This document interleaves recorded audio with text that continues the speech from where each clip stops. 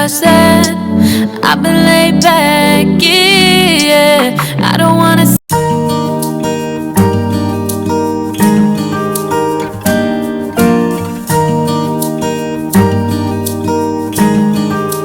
Hi guys! Welcome and welcome back to my channel. My name is Jen and Jen's Treasures, and today guys, maghuhul ulit tayo ng ating ilalagay sa balikbayan box, which actually hindi naman siya marami. Mga ano lang, ihuhul ko lang yung mga pinick up ko. Mga ilang piraso lang naman to guys. So anyway, the story was, I video calling my nanay. Sabi niya sa akin, may nagbigay daw sa kanya ng spam. Tapos sabi ko, meron ka pa ba? Sabi niya, yung spam daw na yun ay hindi daw maalat. Halos daw naubos niya yung isang lata na ng spam. So sabi ko sa kanya, meron ka pa bang ano, yung lagyanan nung patingin kung andyan pa. So nakita ko yung packaging niya, ang nakalagay, spam maple. So, parang meron ako nakitang ganun. So, dati, parang basta meron ako nakita doon sa store na ganun. Then, pumunta ako kasi tamang-tama, pipick upin ko yung mga pinaprint kong picture sa Walmart kasi ilalagay ko siya sa frame tapos isasend ko sa Pilipinas dahil nag-request din sila ng picture daw namin ng anak ko and then ng pamilya namin, ako at yung pamilya namin. So, habang nandoon ako, nag-pick up na ako, habang pinipick up ko yung mga pinaprint kong picture, nagtingin na lang din ako bago ako umalis sa store. So, nagtingin lang ako ng spam na maple daw. Sabi ko, sige, hanapin ko. Hindi naman ako nag-promise. Sabi ko, sige, tingnan ko kung meron. And then, wala naman siya, guys. Pagpunta ko sa store, wala naman ako nakita. So, ang ginawa ko na lang, nag-pick up na lang din ako ulit.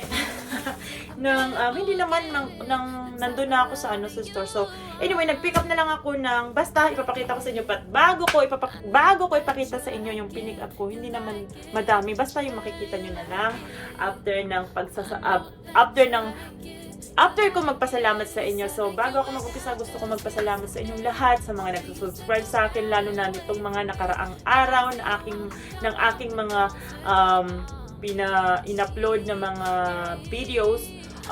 Thank you so much po sa panonood nyo sa akin. Super na-appreciate ko po kayo, mga nag-subscribe kayo sa akin, sa mga bago nanood sa akin at bago nag-subscribe. Super thank you. At lalong-lalo na yung mga bumabalik na nanonood sa akin ng kung ano-anong video na ina-upload ko dito. Maraming salamat po sa inyong lahat. At super blessed po ako na nandyan kayo sa akin at nanonood. Nagla-like ng video ko, nagko-comment. Maraming salamat po. At kung saang country man kayo naaabot ng video ko, maraming salamat. At sana po ay okay lang kayong lahat. At masaya kayong lahat. So ayan guys, dahil wala naman ako nakita doon sa Walmart ng maple spam na maple, yung flavor, ay nag-pick up na lang ulit ako ito na lang nakita ko, ng isa na namang Vienna sausage. Hindi ko alam kung bakit ako pick up ng Vienna sausage. But anyway, ayan, lalagay natin dyan pandagdag isang Vienna sausage na 12 counts. And then, nung on the way ako dun sa pagtingin ng mga spam, nakita ko itong mga clearance. So, nakita ko itong shirts na to na size 30. Ayan, size 30 siya, guys. So, sabi ko, pick upin ko na lang din kasi na-remind ako sa mga pinick up ko sa Goodwill. So, ayan, i-add ko siya. This one is $5. $5 siya lang, guys. So, ayan. And then, sabi ko sa sarili ko, may malapit din naman na Dollar General. Punta na lang din ako sa Dollar General. Hanapan ko ang nanay ko ng spam na maple. Pagdating doon sa Dollar Tree, hindi pala Dollar to sa Dollar General, wala din naman. So, hindi ko alam kung saan. Siguro makikita ko siya sa online na Walmart. Kaya lang, nga guys, wala na nga akong panahon tsaka sabi ko, naku, hindi na ako mag-aaksay ng panahon dyan kasi ito nga marami naman akong pinamili, baka na nga hindi na ito magkasya, so hindi na ako nag-add or hindi na ako nagsayang ng panahon pa na bumili nun, hinayaan ko na lang. And I'm so sorry, nanay ko, nanonood ka sa akin, I apologize po, baka mga try ko na lang sa susunod na ulit kung kailan ulit ako magpapadala ng Balipayan. But by anyway, nung nandun ako sa Dollar General, meron akong nakita, kaya pinick up ko. So ito, nakita talaga. Nakita na hindi, na wala akong nakikitang ganito sa Walmart. So, nung nandun ako sa Dollar General, hindi ako masyadong nagsashop sa, wala nga sa ilang years na siguro akong hindi nagsashop sa Dollar General. Kaya, nung nakita ko to, pinick up ko guys. So, ayan. Yung paborito ng nanay ko, naalala nyo yung lagi kong pinipick up na, ay, ano na ba yun? Ito. Naalala nyo to? Na lagi kong, ito yung nagustuhan ng nanay ko. Ito, yung nakita ko to sa Dollar General. So, ayan yung pagkakaiba. Ito ay, hindi ko alam kung anong pagkakaiba. Basta, tingnan ko nga kung paano pagkakaiba. Ito yung pinick up ko sa Dollar General. Tapos, ito naman yung normally ko na pinipick up. So, ayan lang ang nakita ko sa Dollar General. Sabi ko, ay parang iba to ah. So, ito naman ay, hindi ko alam kung paano, ano pa pagkakaiba nito. Teka lang nga, parang ang gulo. So, ito ay, ang pagkakaiba naman nito ay cook lang na ham. This one is smoky. So, ayan ang pagkakaiba. Sabi ko, parang hindi. Sabi ko sa isip ko, hala, bakit ganun? Mayroon ako nakitang ganyan. Then, ang problema lang guys, 3 piraso lang ang natira. Wala nang iba. So, ayan, nung nakita ko to, kinuha ko na lang yung 3. So, para may ibang flavor naman. Hindi ko alam na may ganito eh. Yun lang kasi yung lagi ko nakikita, yung ham cook lang na regular. Hindi ko alam na may smoke pala. And then, siguro super maraming bumibili nito kasi 3 na lang. Kasi nung pumunta ako sa Dollar General, nagtanong din ako sa nagtatrabaho doon. Sabi ko, meron pa ba kayong more nito? Sabi sa akin, wala na daw kung ano yung mga naka-display. Yun lang daw yun. So, I got the 3 pieces. And then, nakita ko rin siya guys, itong mga corned beef product of Brazil. I think dapat nga 12 ang igagrab ko, at saka itong smoke din, magdadagdag sana ako kahit 6 or ganun, or kahit maximum of 12. Kaya lang wala na. Yan lang. So, ayan. Then, nakita ko nga to guys, na corned beef. Pero, nung nakita ko siya, ano lang siya, parang, mas maganda. Parang mas masarap siya guys. Kumpara sa corned beef ng Walmart. Ito yung pinaka-expensive. This one is $5.25. Yan yung mga, ito yung pinaka mahal sa canned goods na nabili ko.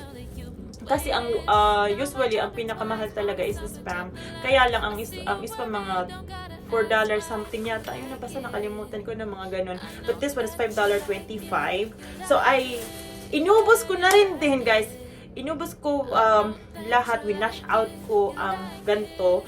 Pero hindi siya umabot ng 12, 11 lang. So, ayun, ulit nagtanong nga ako ulit doon sa nag-i-stock or yung nagtatrabaho doon. Wala din daw. Yun nga yung sinabi. Same lang yung sinabi doon. Sabi ko, ito wala. Wala na daw. So, ayan. Inubos ko na lang. So, meron ako isa,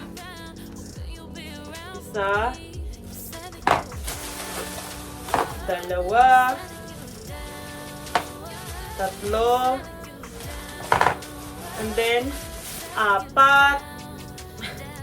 Ayan guys, natanggal pa yung pang bukas. Ay, hindi pa natanggal pa. Ano ba ito? Wait. Ginaganon lang. Pang bukas nga talaga. Ayan sa gilid. Ayan, natanggal lang. Ay, natatanggal! Oh my goodness. Teka lang. Ibalik natin. Tapos, usog natin para maging tight. Ayan. Ayan na, nakalagay. So, 4, 5, 6, 7, 8, 9, 10. Hala, bakit 10 lang? 2, 4, 6, 8, 10 lang? Akala ko 11. Let me look my receipt. May resibo. Hala. Oh my goodness, ito wala ang resibo ko.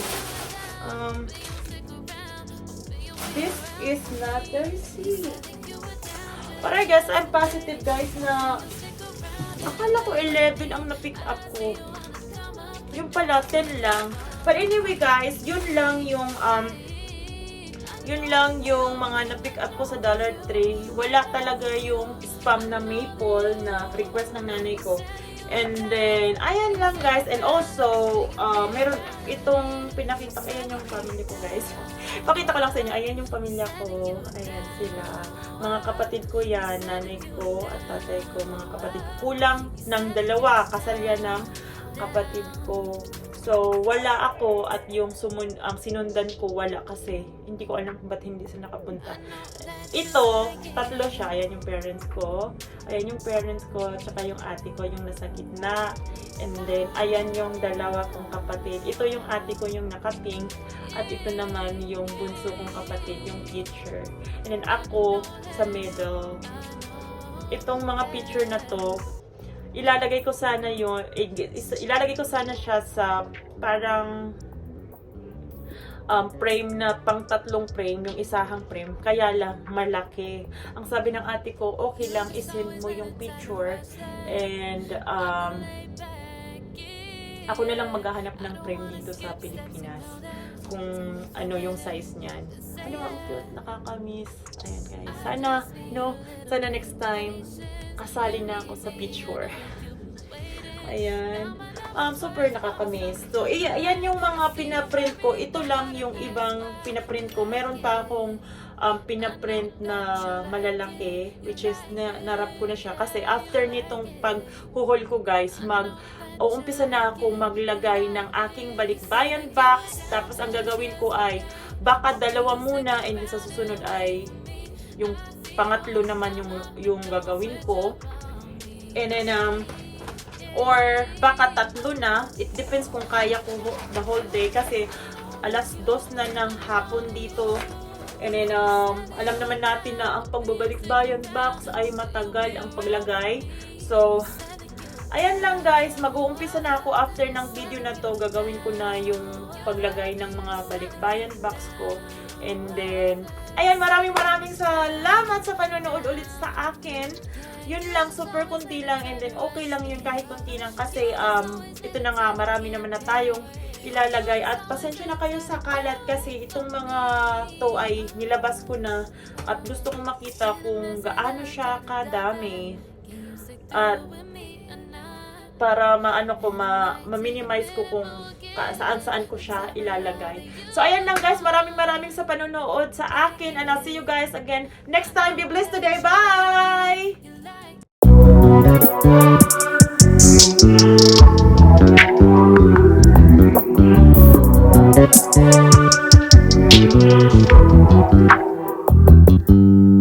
You just always been a tighter rush that I've been laid back, yeah. I don't wanna skip steps, you know that. So if you're with it, then say yeah. I just need a little bit of patience. You need me, I know that you've been waiting. Down my number twice, promise I'll pick up the line. I see you worried, don't gotta ask why. You like it, I know that you like it. You like it, yeah, you like it.